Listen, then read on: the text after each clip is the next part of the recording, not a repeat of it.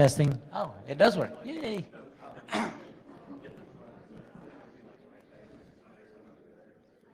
Let's see. All right. Oh, hold on.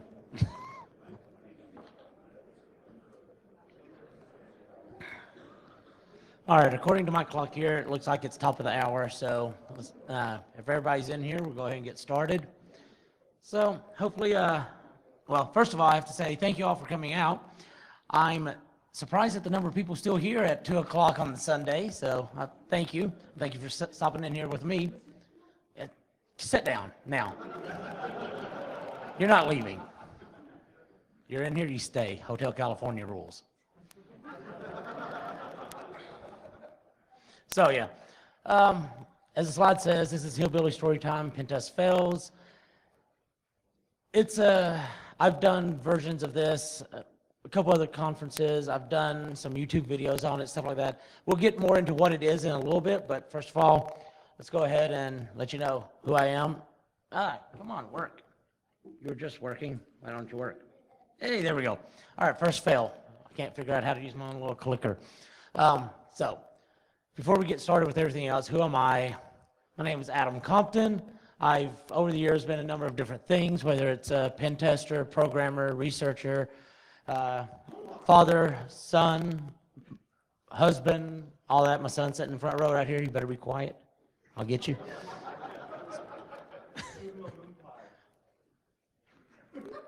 You're next. You want up here? Come on. I'm kidding. I currently work for Trusted Sec. Been there for just a couple months. Very happy for the opportunity to work with the awesome people over there. So, what am I going to be talking about? Stupid thing. I'll use the mouse next. All right. So, as the title slide said, this is Pentest Fails. Am I going to be talking about some new awesome hack, some new technique to compromise the system? No. You've had 3 days, 2.5 days of that, of amazing talks, amazing people up here talking about all that. I'm not going to be talking about that because, well, I don't do that. Well, I have a few, but not enough to talk about. What I'm going to be talking about is all the other kind of stuff that goes on in the pen tester's life. In particular, the times that we kind of mess up, because whether you're just starting out in the industry, you've been in the industry a long time, you know that occasionally we make mistakes, sometimes more than occasionally. And when I was first starting out, or even today as I'm doing my research, doing work, I look around at these amazing people that I've seen up here talking this week. Here's these great new exploits, this great research I've done, all this great coding I've done, all that. And I look at it and go, why can't I do that? Why do I always try it and fail? Why do I have all these stumbling blocks, all that? Then I stop and think back that, well, odds are they're not just coming up with that out of the blue. They have their own process that we're just seeing the tail end of all that time they spent on it. They might have spent months, if not years, on some of this research, some of this coding. And we're just seeing that inglorious result of it. We're not seeing all the stumbling blocks and the failures along the way. And because of that, I want to share some of these other kind of stumbling blocks that people see, to let them see the kind of things that go on behind the scenes, to help people realize that everything isn't going to be all sunshine and roses, but you do have to work toward it, and you are going to stumble along the way, and all of us make mistakes. The way I'm going to do this is through conveying a few stories of my own past, of coworkers I've worked with, friends I've had, people who've told me their stories. It's about, when we're doing pen tests, the kind of mistakes that can and have come up over time. All of these are real stories. Names, locations, things like that have been changed to protect the guilty and innocent, and whatever the case is. I will probably be saying I've done most of these, which I may or may not have, but either way, just to add to the anonymity out there. So let's go ahead and get started here. Oh, one other thing. Other than this next slide, everything else will pretty much just be quotes. So have fun reading that, and hold on just a second. All right. So when I got started in pen testing, it was sort of a haphazard thing. I was applying to a company. I got accepted to the company. it took a few months between the acceptance and me showing up there. I showed up, and they're like, yeah, I'm sorry, that division you were wanting to go to doesn't exist anymore. So find a new position. I'm like, oh, thank you. And they gave me like a couple days, a week, something like that to find a position. And I happened to stumble on something that sounded really cool. It was called, they called it, it's an attack center. It was what they called blue team. It's different than what most people call blue team. I'll leave that aside, but they did pen testing effectively. And I'm like, oh, sounds interesting. I have no idea what that is, but I want to try that. So I applied to the office. They're like, sure, come on in. So I got in there, and first day, they're like, welcome to the team. There's your desk. Over there's a stack of old Spark machines and Ultra 5s and Pentium processors and all that. Build yourself a network. I'm like, okay. That first week, they had me building a network, trying out the tools that they had in their repertoire. Keep in mind, this is back around 2000, so there weren't a lot of tools at that time.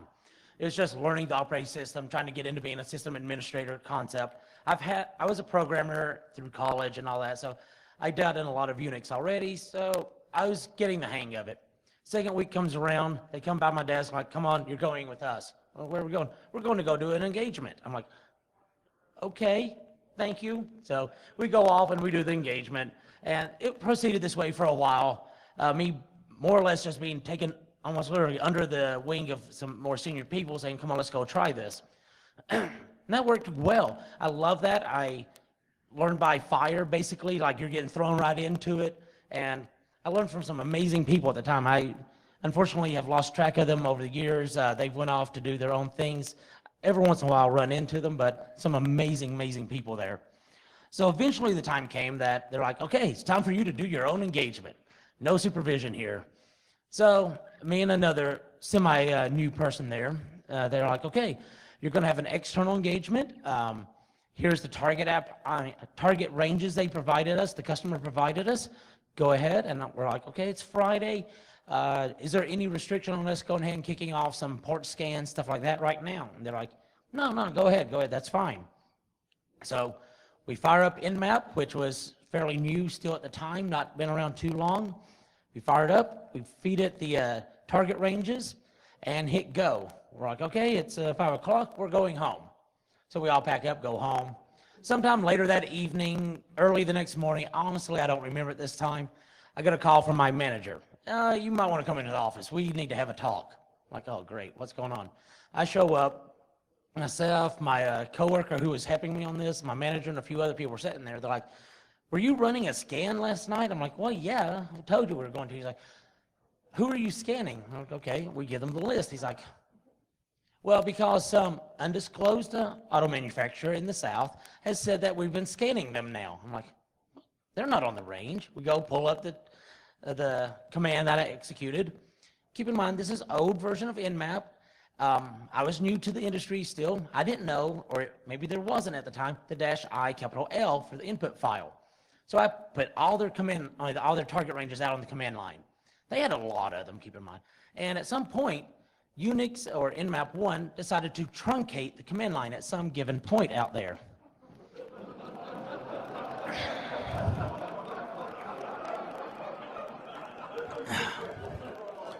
So, Nmap being as helpful as it could there, it sees a partially completed dotted octet there, decides to go ahead and fill in the remainder of it for us. Those don't match.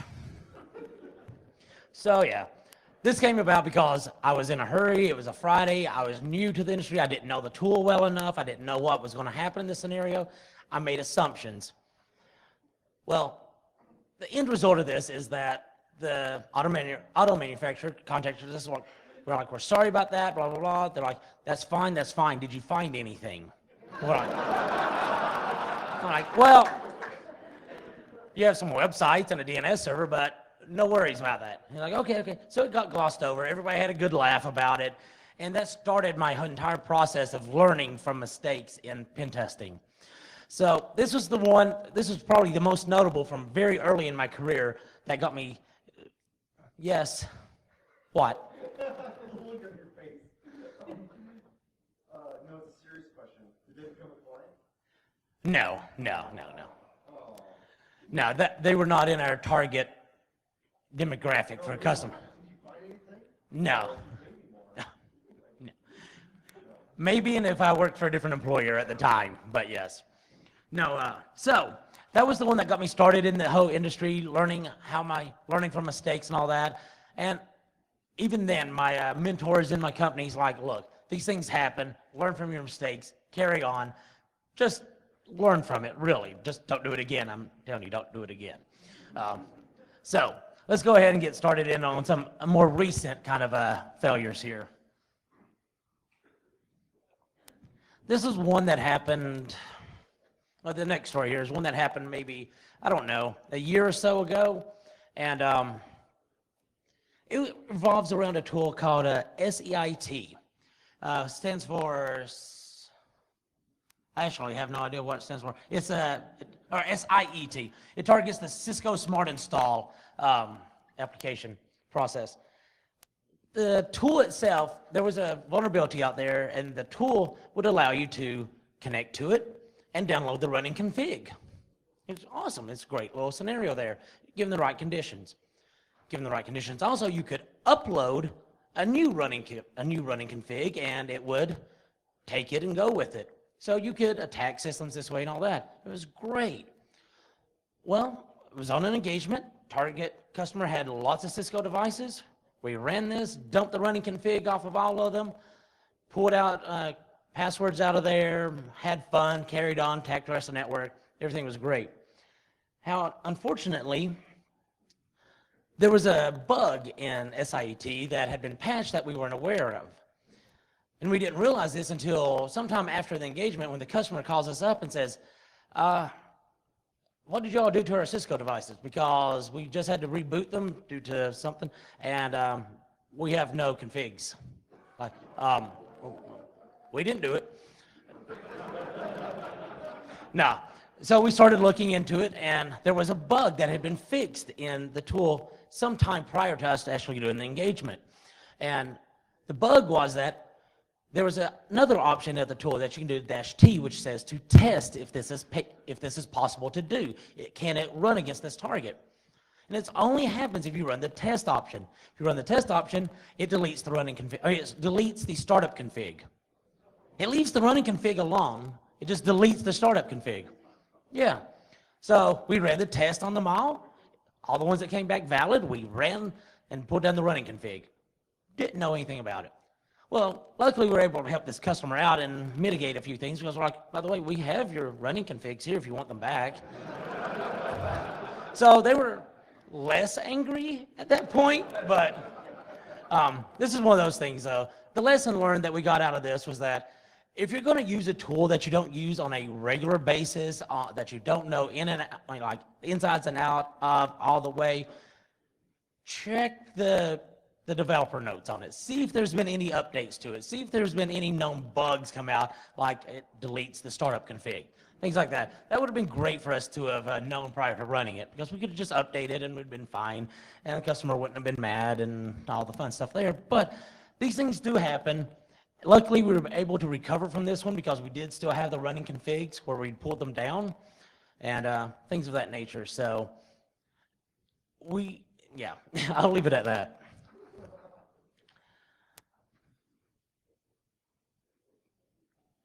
I'm going to be bouncing around with the different types of stories here a little bit. This one is one about I don't even have a good term for it, but during engagements, sometimes you get frustrated with the customer, or as the customer, you get frustrated with the pen testers. These things happen. People accept this. People assume this. Unfortunately, on this one engagement, it was a very painful engagement in general, very adversarial between customer and client, consultant and customer here, very adversarial. And there was a decent sized team on the pen test side here, or the red team. And at night, one night, they decided to go out, have a few drinks, eat at a local eatery. And while they were there, they were just complaining and voicing some of the frustrations they had, things of that nature, getting a little into it. Now, keep in mind, nothing wrong with that. Just know your surroundings. Unfortunately, this group of individuals did not notice their surroundings. They happened to be in a small town in the middle of nowhere where pretty much everybody knows everybody, and there's only like a handful of little places to go eat. And well, they'd been there for a decent number of, for a couple hours at night, eating and drinking and all that. And at the end of the night, they're getting ready to pack up. By the time somebody from a neighboring table walks over and says, "Great conversation y'all are having there. I'll see you in the morning." It was the head of the blue team. The in-house blue team at the customer, yeah. Needless to say, the adversarial nature of the engagement did not get any better. So, I mean, it's just one of these things. Like, everybody understands that you're going to have frustrations every once in a while, and you need to vent them. My advice is just don't vent them in a public place where the customer might hear them or what have you. Be civil about it. This is probably the most non-humorous story I have, but it's one that actually came back to have a noticeable impact on the engagement. Everything actually got considerably worse, much more adversarial after that, because they knew each other's gripes at that time. So, but yeah, it's just one of those. Just be aware of where you're at, who you're talking to, who are you talking about, and who's around you at the time. In this case, if they just looked around or even just kept their mouths shut, this wouldn't have happened. So that one is fully on the pen tester, no excuse for that. But if you want to, there's Slack, there's IRC channels, there's all this that you can talk to your coworkers on. But now, get back to something more fun. Once upon a time, there was a couple physical engagements, social engineering physical assessments. One in particular happened to be in New York. Tacker, the consultant, shows up on site, or a couple of them show up on site. They take the address of the target. They walk around. It's somewhere up near Central Park. It's supposed to be on like the 10th floor of some building. They're walking around to see, scoping out the place, see what's going on there. They're walking around. Everything looks good. There's some suspicious, really huge guard in there, but we'll avoid him for now. Finally, they get up the nerve. They get everything ready. They're ready to break into the building. They get into the building, they manage to get by the security guard, they get on the elevator, it's a badge system. They manage to tailgate behind somebody, get off on the right floor, get through the door. So they're in the building, perfect scenario. Got in, no problems, no questions asked. They start looking around. What was the name of the company we're supposed to attack? This don't look right. They start looking at letterheads. They start looking at the signs on the wall. Yeah, I'm pretty sure this isn't our target. Get back out the door, down the elevator, go down to the directory at the bottom of the elevator. Sure enough, company is not listed there. Walk outside, call up your project manager. Hey, look, yeah, we're doing company XYZ here, and we're at their location, and they're not here. What do you mean? No, they're really not here. They're not in the building. Oh, well, no, that's the right address. They call up the customer. The customer's like, "Oh, yeah, well, that's where we were 6 months ago when we first contracted you. Since then, we've moved." Thanks for letting us know. So they get the new address. They go over there. They do their job. Luckily, no one got arrested. No one got busted for breaking into the wrong company here. We did tell the project manager that it was so easy to get into that company. I don't know what they did with that. Maybe they got engagement out of it. I don't know. But either way, yeah, you might want to make sure that you're breaking at the right place when you break into it. So, and another one, a similar scenario. We're walk into a building. It's a communal little strip mall looking thing. Trying to break into a bank. Bank is right here on the right. There's a few other doors around. Trying to get into that bank was really difficult because it was all glass, like everything. No solid walls except for the outside walls. Everything else was glass. It's really weird. And a very mean receptionist sitting at the front desk. Would not let anybody by. So we're waiting for lunch. We see her a little distracted. Somebody's in there. So we're walking up there and we're like, maybe if we just follow somebody. So have your head down, got your bag, you're walking. Somebody opens the door, you walk through. You're like, this ain't a bank. You walk through the wrong door. Doors side by side. Glass door here, metal door here. The person you were following opened the other door. You weren't trying to be suspicious. You're trying to follow behind. Walked into a university engineering lab. So, okay, same thing, walk back out, shut the door, and ultimately failed to get access to that particular target because of the way it was configured. I've never been in a fully glass office before. That was, I have to say, if you're wanting to protect your office from people just walking around in there, make all your walls glass. You can see them. I'm just saying. That is really hard to sneak around in a glass building. Especially when you're short and fat. So, I get noticed. So, oh yeah, there's another one. While I'm on the topic of physical engagements, a long time ago, broke into a building, coworker with me, we have our bag of tools with us, we're walking around. Easy to get into the building-ish, not like super complex, but got into the building. We're walking around, we find the back door, we're like, we're gonna go ahead and see if we can, you wanna see if we can get in through this for the outside, maybe jimmy the door or something like that so we can come back later? Absolutely, absolutely. So he opens the door, go outside, we're looking around to see what there is there, we hear click. You didn't hold the door? No, I thought you were holding the door. Damn it. It's bad enough. No.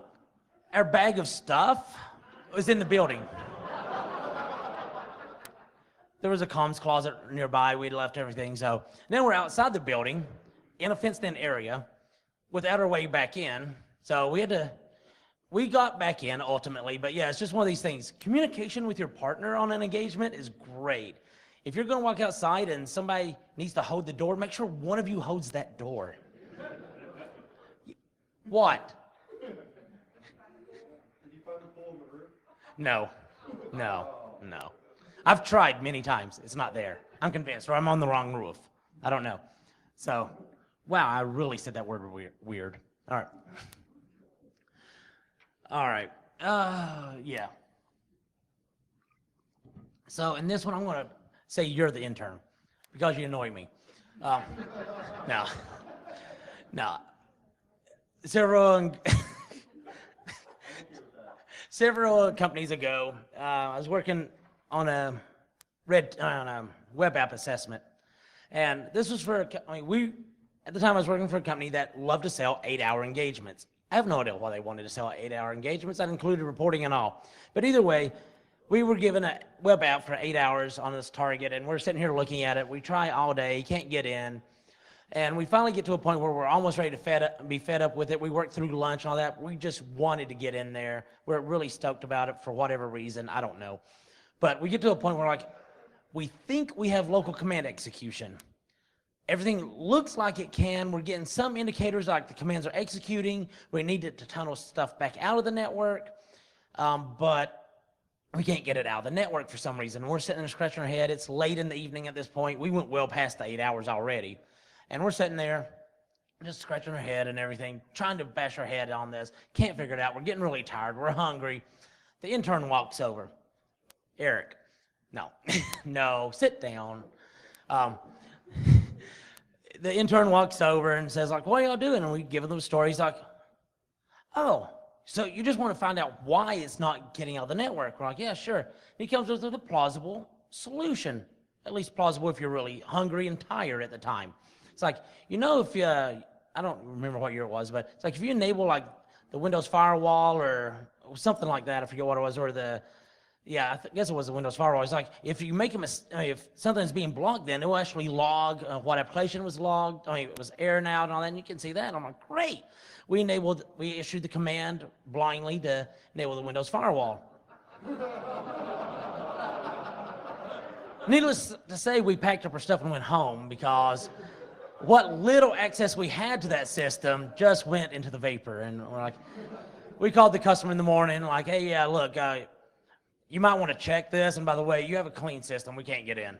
But no, we did talk to them, but it was one of these things that had we been feeling better, had we eaten, had we taken the time, a little break, had our company not sold a 8-hour engagement to do this, things might have turned out much differently. But it's one of these things that when you're starting to be sleep deprived, don't operate heavy machineries and don't do pen tests.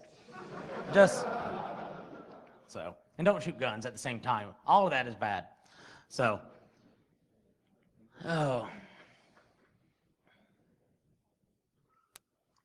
let's talk a little bit about some phishing exercises that I've been involved in over the years. Actually, one in particular we're going to talk about. This is one where got an engagement.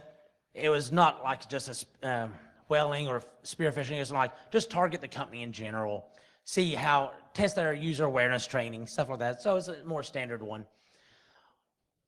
The team got it. The senior consultant's like, okay, that's great. Here, consultant, you take care of this. He's like, oh, okay. Here, intern, you take care of this. He's like, okay. So he takes off and he's like, so we have 500 targets here. We need to do phishing exercise. That's great. I did one of these last week. I'll just mirror that and we'll be good. I was like, okay, that's fine. If you've got something that you can use that works well, go for it. So he sets it all up. No one questions it. And like, are you good? He's like, yeah, we're good. We're good. He's like, okay, go ahead. Let's kick off the engagement. Broke it into 2 groups of about 250 each or so. Kicks it off on 250 of them just to see how it works out. We sit there watching the logs, watching the stuff come in. Nothing's coming in. We're like, wow, it's been an hour and we haven't got a single hit off of that. It's kind of weird. We would have expected to get a few in there at least off of even really good companies. I don't think this is a really good company. So sitting there, after a couple hours pass, it's around lunchtime. We're like, that's it, that's it. We call it into that one. We go back and look at it. Emails got sent, that's fine. The website wasn't turned on. It was a credential harvesting one. The website needs to be enabled for that, I would assume. So yeah, we're like, fine. We can still do something here. We burned about 250 of those emails. Now, a lot of people just saw that email come out, so that's fine. We'll come up with something else. So we tweak it a little bit, make sure the web server is up and running. This time, yes, it's running. We send an email, we get the link. We're going quickly through here, click it, takes you to the website. We're just validating everything's up. Good. All right, I send it off on the rest of them. Send it off.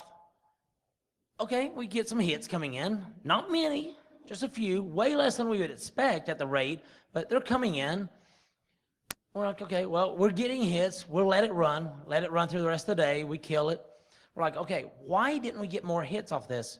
The hits we did get, we were able to compromise the system or log into their OWA or whatever, get in, validate the attack and all that. But at the end, we're looking at, why wasn't this? Let's go back and reevaluate the engagement. We would go back, look at the email. Okay, they all sent. Okay, let's go ahead and try to send it ourselves. We look at it. Wait a second. I thought we were targeting Acme. This says this is Johnson's XYZ. Mr. Intern, when you said you're just going to mirror that engagement you did last week, how close did you mirror that?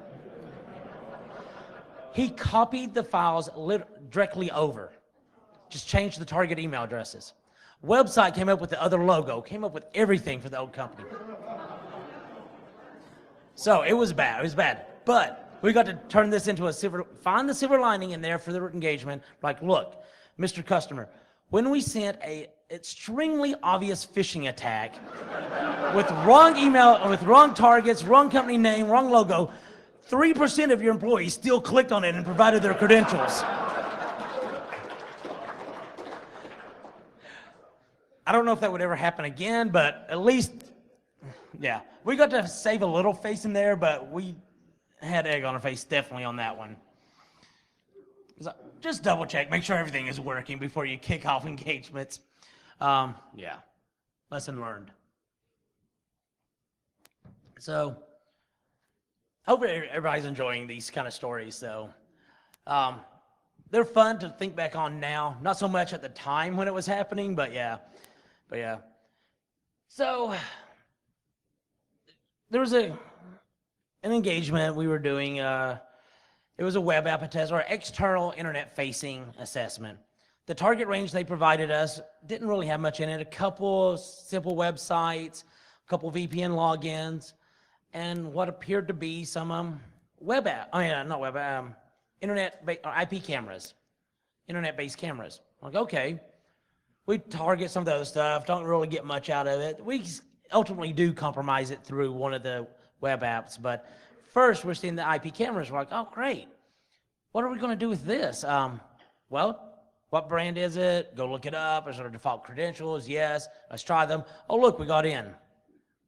Okay. So we're looking at it here and we're going, oh, that's a nice view. Or one of them in particular, that's a nice view of outside somebody's window. Okay, that's fine. Oh, what's this? Pan and tilt and zoom options? Let's start zooming around. Zoom around and like, oh, there's a whiteboard with a lot written on it. There's a desk with a lot on it. Oh, there's some papers. Let's zoom in. Oh, all of a sudden it homed back to the original settings and it was looking out the window. That's kind of weird. I wonder what's going on there. So we sat there for a few minutes. We pan around again. Roughly the same amount of time, it resets itself again. I'm like, wow, that's really weird. So we go look up the documentation on the line. Does there any sort of like auto default, something like that? No, can't find anything. Well, we wait a few hours and then we're like, okay, let's try it again. We try it again. We zoom over this time to the whiteboard. We find what we think is some passwords written up there, some user accounts, all that. We're zooming in and we're writing it all down. And then this time it homes back out the window and we see a face looking in it. We're like, oh, that's why that's doing that. So we contact the customer, our point of contact, like, hey, look, you probably had somebody report that their camera was moving around. He's like, not yet, no. We tell him the IP and what it's doing. He goes, oh, yeah, that's the camera that shows what the weather is outside, and we put that on our homepage.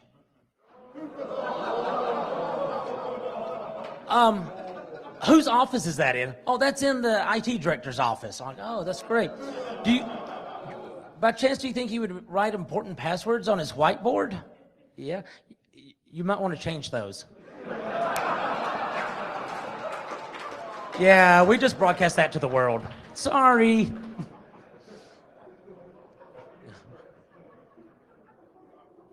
So yeah, there's been other scenarios with internet-based cameras too.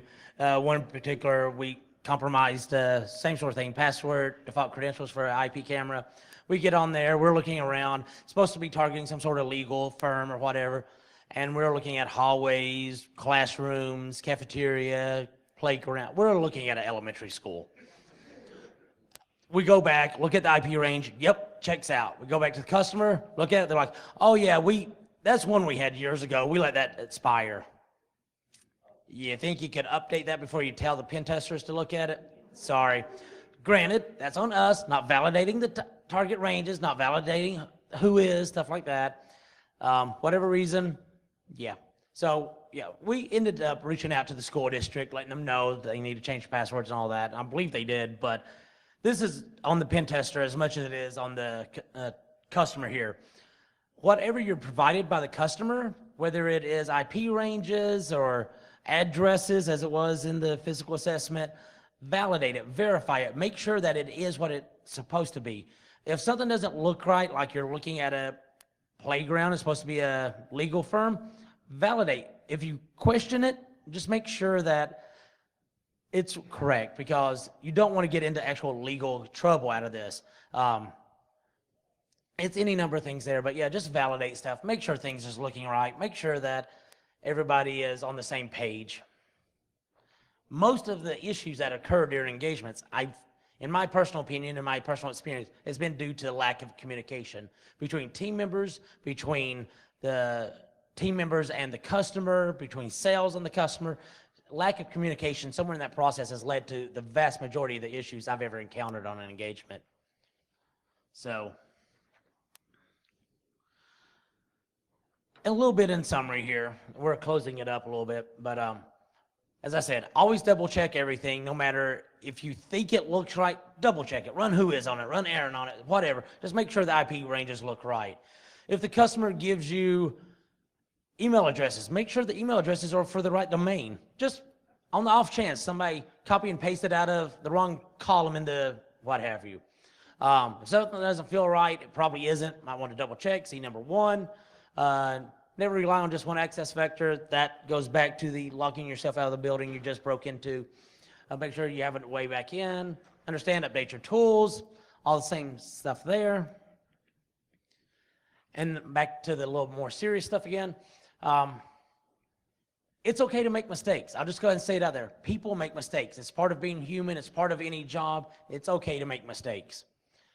based on the severity of those mistakes, the outcome of it is based on the severity of those mistakes, but rarely have I ever seen a pen tester or somebody make the kind of mistake that is instantly like, no, you're fired on the spot.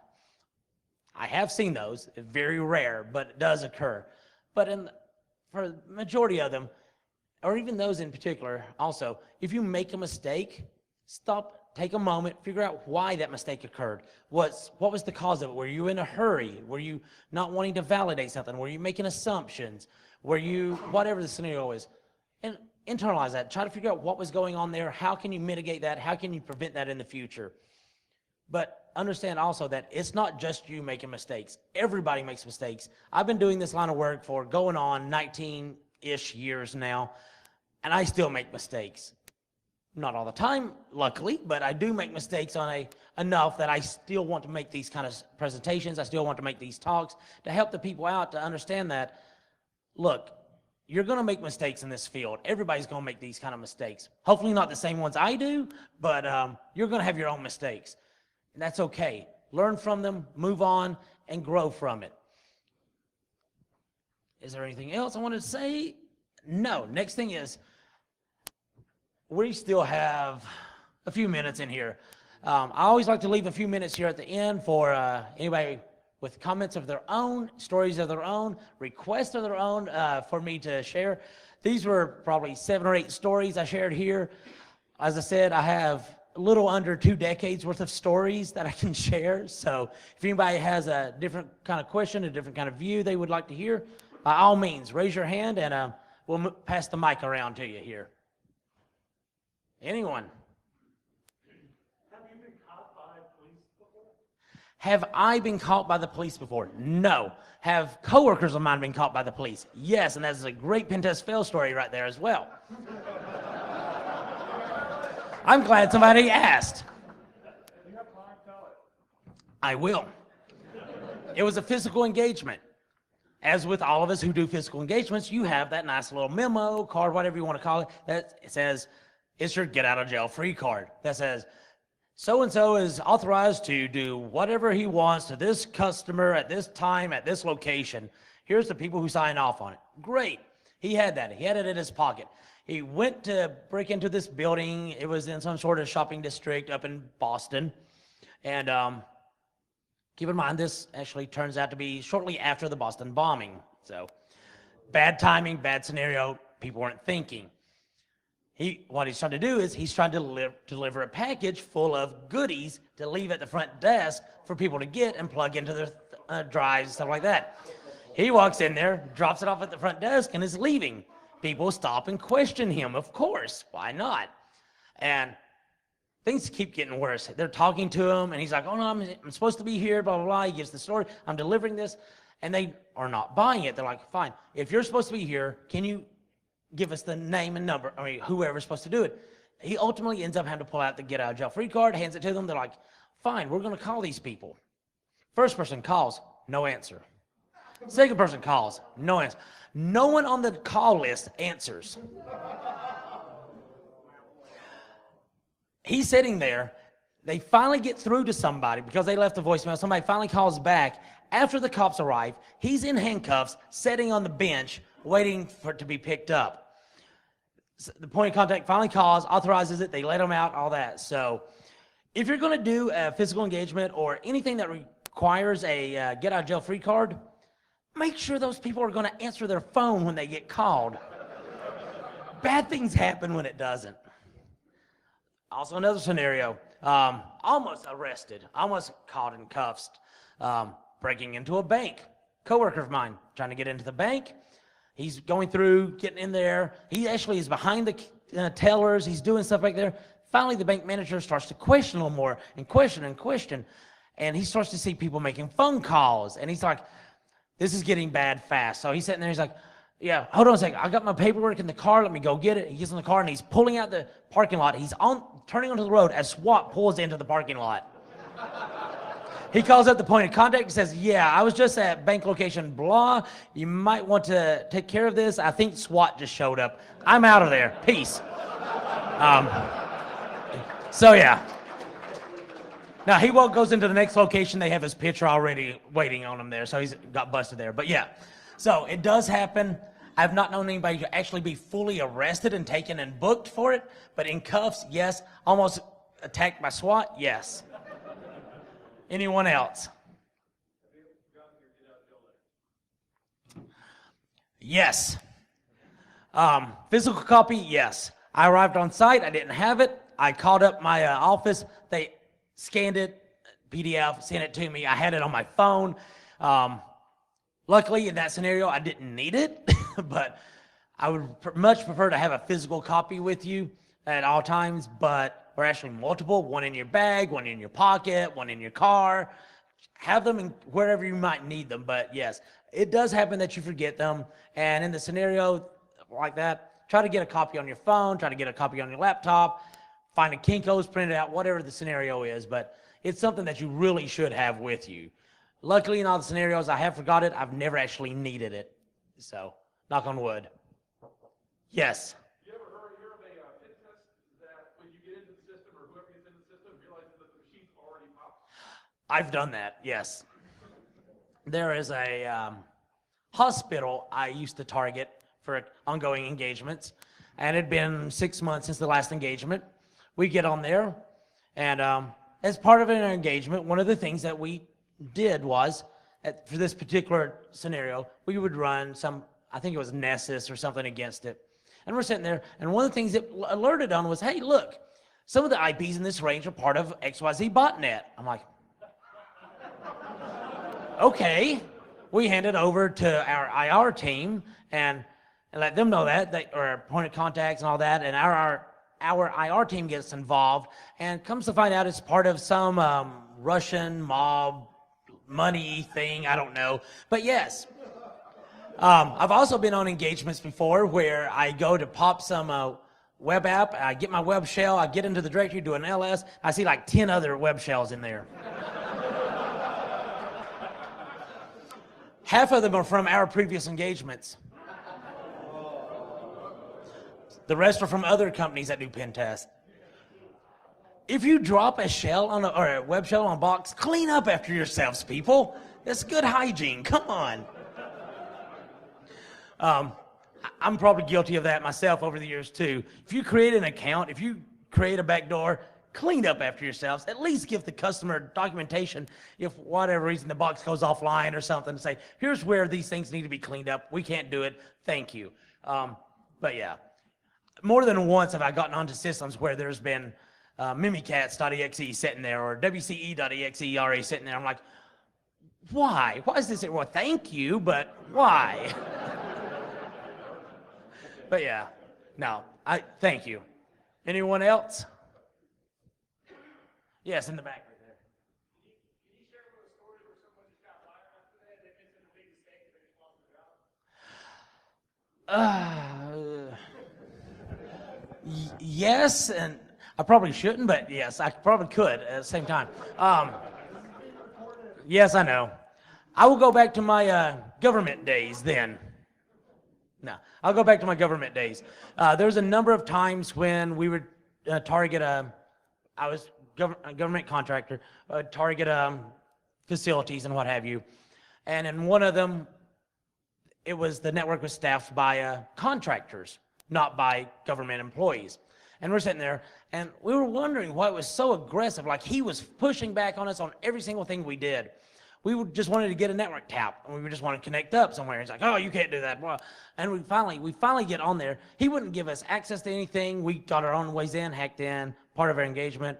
And we get on there, and we see like PlayStations hooked up to it. We see all kind of stuff on there. We see stuff that really shouldn't be hooked up on that network. We go to the base commander, give him the report, and when we go back 6 months later to do that, that contracting company is not there. So I'm pretty sure they got fired over that one. And that's one that happened 15 years ago. So I can feel safe to share that one. So beyond that, I'm sure many times we've done engagements where it was, well, most of the time we're hired by the chief security officer or somebody like that to do the engagement. Occasionally I've been hired by the audit team at a company to do it. That becomes adversarial very quickly as it targets between the us and the actual security team, because they didn't want us there. The audit team wants us there. So odds are bad things happened after we left between internal politics there. I can't really go into that. I don't really know, but so yeah. Sorry I can't go into that one too much more, and I had to talk in generics there, but yes. I'm sure there's been many scenarios that people have gotten in trouble and or lost jobs after engagements. On the pen testers, no, I've never been in a scenario where the pen testers lost his job, where somebody at the company has lost his job, so. Yeah. Yeah. Yeah. Yeah, somebody in the very back. Thank you. Thank you.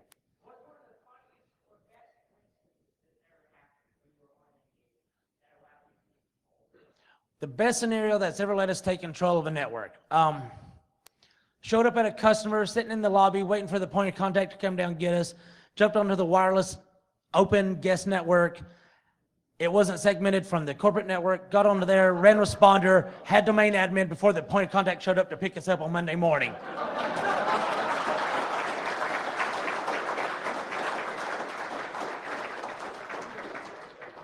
That was best scenario. Yes. Have you ever gotten into a building and then been trapped in there? Almost. I'll leave this one to a coworker of mine who is in this scenario. Got into a building, was walking around. He got into it was, I don't know, an accounting firm, something like that. He got back into the file folder area. He's back there looking at stuff, and it's one way in, narrow hallways. He's back in there looking at stuff, and this lady comes back to him. I don't know who she was, the floor manager or somebody who works there, I don't know, comes in there and tries to stop him. And question him. He's like, he's red-handed. He's not supposed to be there. He's not supposed to be pulling out people's W-2s and stuff. I don't know. He's going through all kinds of stuff he should not have access. And she keeps trying to question him. And he's like, oh, my phone is, sorry. Oh, you're outside right now. Okay. And she keeps badgering him, trying to get him to stop and all that. And he just keeps ignoring her, walking away. And she's chasing after him. He runs outside, jumps in his car and takes off. I'm sure some incident was written up about that, but yeah. And one of my other favorite stories of getting caught and trapped was a different coworker of mine, smoker, went in through the smoker's entrance, got in there. Once he got in there, the people he's piggybacked behind are like, wait a second, where's your badge at? And they busted him right there. So they're like, you got to come with us. Take him over to the security office. They walk him down the hallway to the security office. He's like, he knocks on the door. No one answers. He goes, wait, right here. He opens the door, goes in there. As soon as he steps in there, friend turns and books it down the hallway. Went to a different floor. An hour later, they find him at a desk hacking away. They grab him, take him, yeah. I'm like, man, I wish I had the ability to do that one. But you see this running down hallways, yeah, people are going to tackle me. But yes, thank you all very much. I think we're out of time. Thank you.